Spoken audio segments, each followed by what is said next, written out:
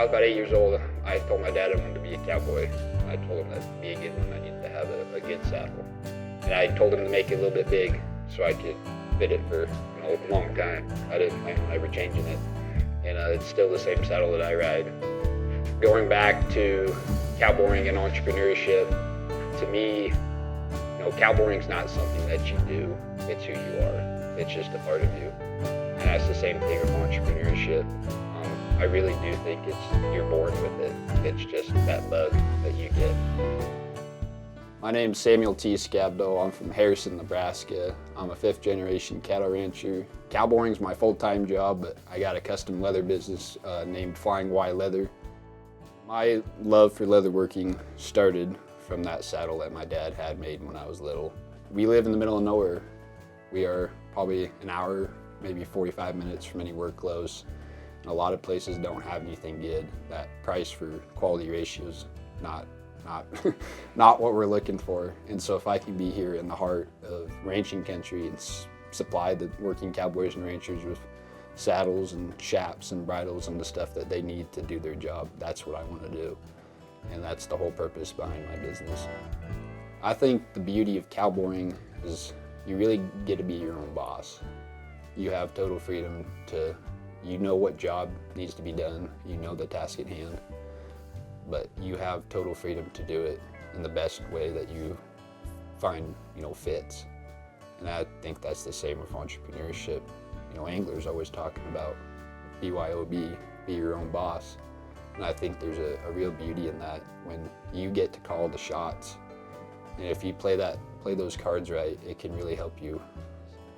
But I think if you really want to be a good cowboy, you really got to want to suffer. You got to like to suffer. There's early mornings and there's cold mornings. There's dry, dusty days, and there's cold, windy, miserable days. And you just have to keep going forward and just have a little bit of that grit and get through it. I am a cowboy, and that's how I identify, and that's how I model my ethics, my values, and just everything about me. I model that around the ideology of a cowboy.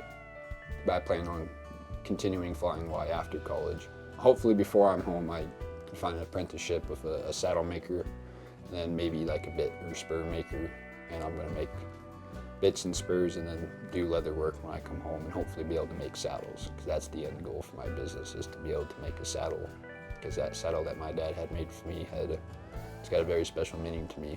I mean, it really got my foot in the door and started me on the journey that I wanted to be on.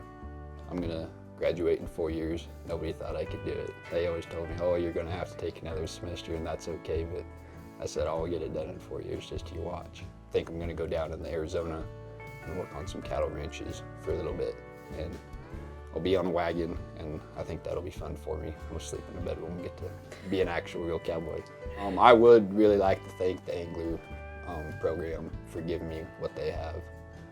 Coming into college, I was about a month in and I was like, I'm ready to go home.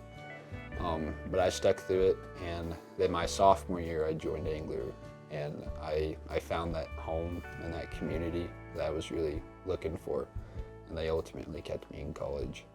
And I would like to thank my parents for forcing me to pack my bags, forcing me into the pickup, forcing me down the driveway and getting me to college. College has really done a lot for me, and it's done wonders to my mindset and to my development of a person and who I am today. Back to the thing I said about grit, like if you just get through it, there's always a silver lining.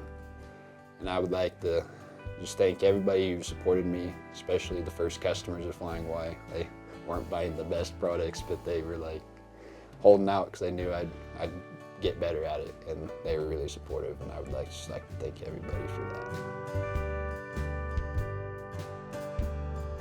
Be true to yourself and be authentic.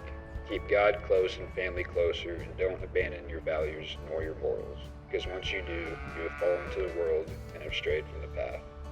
Know who you ride for the brand of the Lord, and honor Him. If you stay loyal to Him, He'll stay loyal to you.